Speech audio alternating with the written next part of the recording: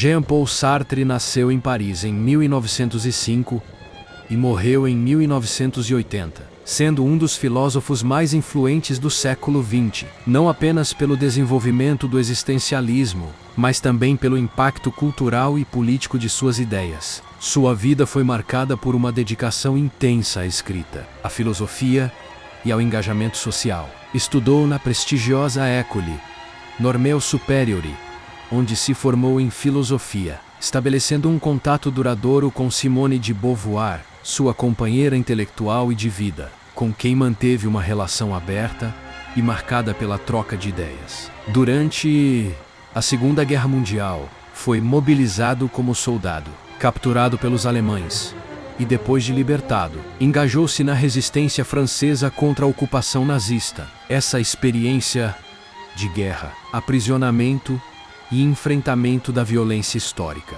teve enorme influência em seu pensamento, levando-o a refletir sobre a liberdade, a responsabilidade e a condição humana. Sartre não foi apenas filósofo, mas também romancista, dramaturgo e ensaísta, acreditando que a literatura e a arte tinham um papel essencial na revelação da condição existencial do homem. Rejeitou o Prêmio Nobel de Literatura em 1964, alegando que não queria ser institucionalizado, nem transformado em objeto de culto, que reforça sua postura de independência intelectual e coerência com suas convicções. Sua obra filosófica mais importante é O Ser e o Nada, publicada em 1943, escrita em plena ocupação nazista, momento em que a França vivia a tensão da dominação alemã e em que a liberdade estava ameaçada. De um jeito concreto, esse livro monumental é considerado a Bíblia do existencialismo, mas ao mesmo tempo Sartre rejeitava esse rótulo como simplificação, já que seu projeto era mais amplo, procurando elaborar uma ontologia fenomenológica inspirada em Husserl e Heidegger, mas desenvolvida em direção própria. Sartre parte da fenomenologia, a filosofia da experiência consciente, mas transforma radicalmente o ponto de vista. Ele não busca apenas descrever as estruturas da consciência, mas compreender o ser humano em sua totalidade como liberdade radical diante do nada, em oposição a sistemas filosóficos que tentavam fixar essências ou verdades imutáveis. A ideia central da obra é que a existência precede a essência, isto é, que o ser humano não nasce com uma essência pré-determinada. Não há uma natureza fixa, não há um Deus ou um destino que diga o que devemos ser. O homem, ao contrário, se lança primeiro no mundo, existe e só depois, através de suas escolhas e atos, vai construindo a própria essência. Essa é uma afirmação de liberdade radical, mas ao mesmo tempo um fardo. Cada indivíduo é absolutamente responsável pelo que faz de si mesmo. Não há desculpas metafísicas. Não há determinismo que justifique a covardia ou a fuga de si. Assim, a liberdade é inescapável e condenatória, pois não podemos nos eximir dela. Em O Ser e o Nada, Sartre distingue dois modos fundamentais de ser: o em si e o para si. O em si corresponde ao ser das coisas, completo, pleno, aquilo que simplesmente é, como uma pedra, um objeto, algo sem consciência, fechado em sua identidade. Já o para si é o modo de ser da consciência, um ser que não é idêntico a si mesmo, mas um nada, uma falta, uma abertura. A consciência é sempre consciência de algo, é intencionalidade, mas nunca é uma substância plena.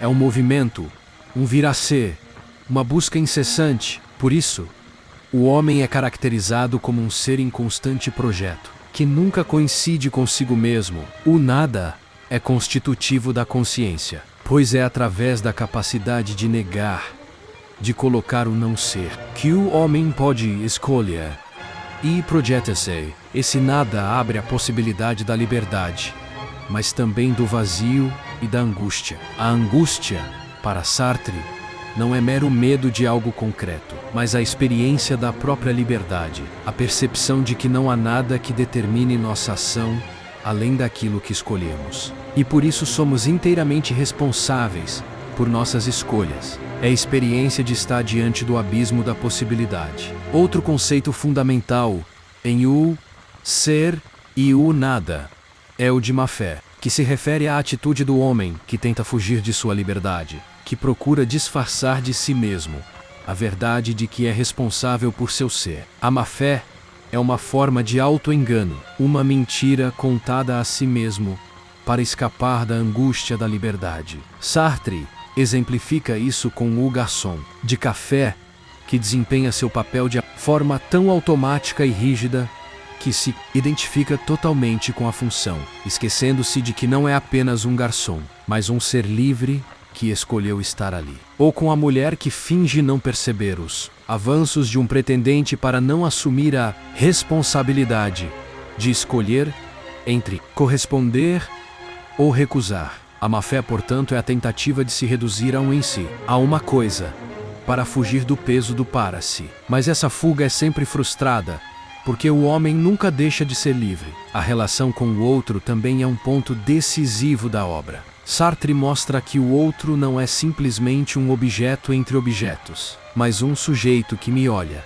que me transforma em objeto de seu olhar. O exemplo clássico é a cena do homem que olha pelo buraco da fechadura e, de repente, ouve passos atrás de si. Ele percebe que está sendo visto e, nesse instante, se descobre como objeto para o outro, experimentando a vergonha. O olhar do outro me aliena, me fixa, me retira a liberdade. Mas, ao mesmo tempo, é inevitável, pois somos seres no mundo com os outros. Essa tensão entre ser sujeito e ser objeto atravessa todas as relações humanas, inclusive as amorosas, que Sartre descreve como conflitos de liberdade, onde cada um tenta dominar o outro sem nunca conseguir plenamente.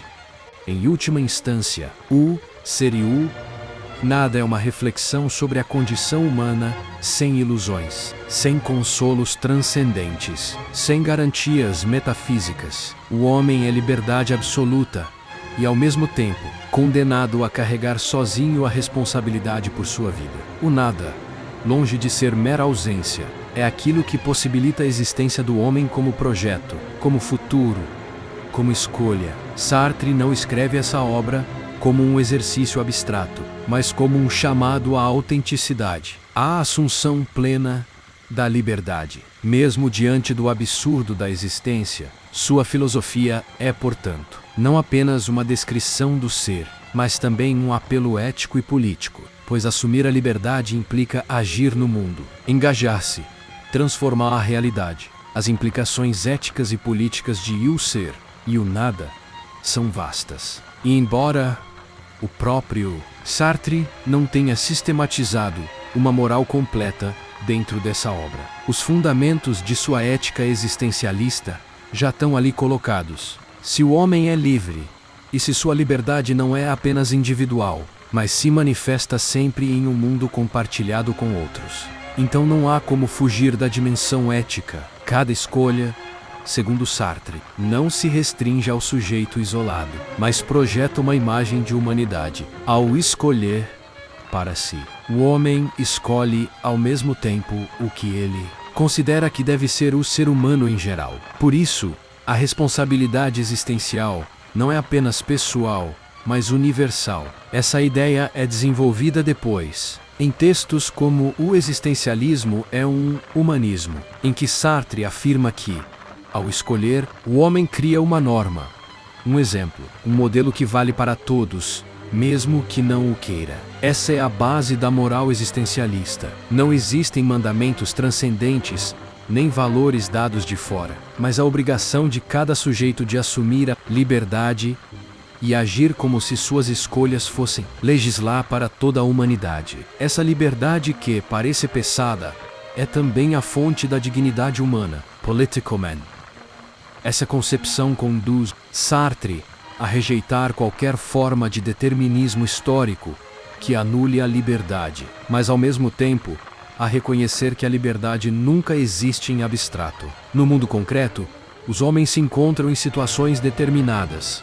A pobreza, a guerra, a opressão, as estruturas sociais. A liberdade não é a mesma para um burguês parisiense e para um trabalhador explorado. Essa tensão levou Sartre a se aproximar do marxismo depois da Segunda Guerra Mundial. Ele não se tornou marxista dogmático, mas procurou uma síntese entre o existencialismo e o materialismo histórico. Para ele, o marxismo era a filosofia mais adequada para compreender as condições objetivas da história, mas o existencialismo era indispensável para não perder de vista a liberdade subjetiva do homem. Dentro dessas condições, essa tentativa de conciliar liberdade e determinação social percorre sua obra posterior, especialmente a crítica da razão dialética. No plano ético, o ser e o nada também abre caminho para o engajamento político. Se não há essência humana pré-definida, e se cada um deve assumir a responsabilidade por sua existência. Isso implica uma ética da ação. Não agir, não escolher, já é uma escolha. E, portanto, não há neutralidade possível. Sartre ensina que o silêncio e a omissão em situações de injustiça já são formas de cumplicidade. Por isso, após a guerra, ele se tornou uma figura de referência no debate público, apoiando lutas de descolonização, denunciando a repressão, engajando-se ao lado de trabalhadores e estudantes, e participando ativamente das discussões de seu tempo. Sua filosofia se traduz em prática. A ideia de que o homem é aquilo que faz de si mesmo exige que ele se envolva, que o se comprometa, que dê direção ao mundo através de suas escolhas. A noção de engajamento, que ele popularizou, é o núcleo de sua ética aplicada. É importante notar também que a ética sartreana não é otimista nem condescendente. A angústia, a má-fé, o conflito com o outro, a impossibilidade de uma harmonia total, tudo isso faz parte da condição humana. Não existe um bem absoluto que guie a ação. Há apenas a liberdade confrontada com situações concretas. Isso significa que a moral não pode ser reduzida a um conjunto fixo de normas, mas deve ser construída continuamente na prática da liberdade. Essa é uma das razões pelas quais Sartre também se tornou um crítico das instituições que tentavam impor verdades definitivas, seja a Igreja, seja o Estado, seja a própria academia. Sua postura intelectual foi de permanente contestação, buscando dar voz à liberdade e à responsabilidade. Portanto, as implicações éticas e políticas de o ser e o nada se desdobram em três direções principais. Primeiro, a ética da responsabilidade individual, na qual cada ato é assumido como escolha universal.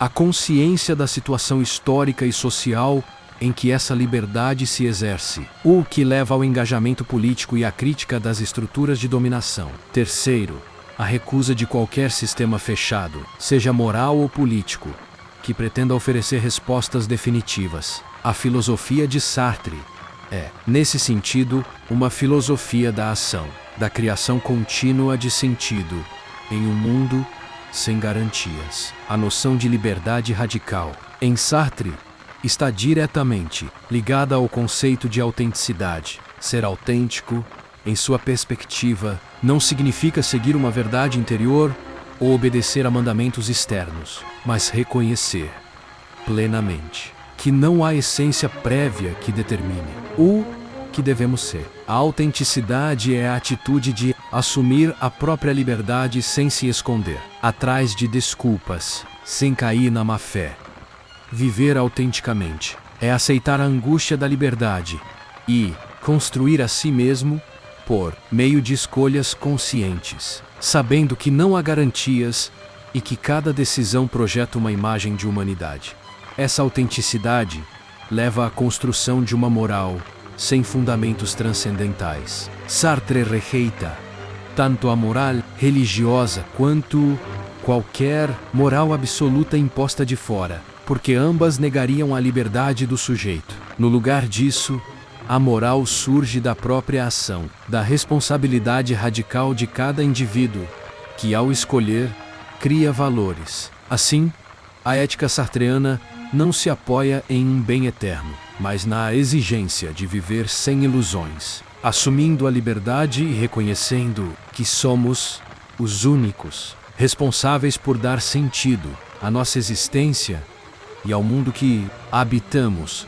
Aurélio Soules. É um livro que conta a jornada de Sexto Lúcio Afrânio, um jovem romano marcado pela guerra civil, que ao lado de seu tutor Esca, parte em busca de liberdade, entre batalhas, amores e tragédias. Sua família enfrentará o poder de Roma e descobrirá que a luta pela esperança pode atravessar continentes. Estou deixando um link na descrição, onde você poderá ler ou adquirir o seu livro.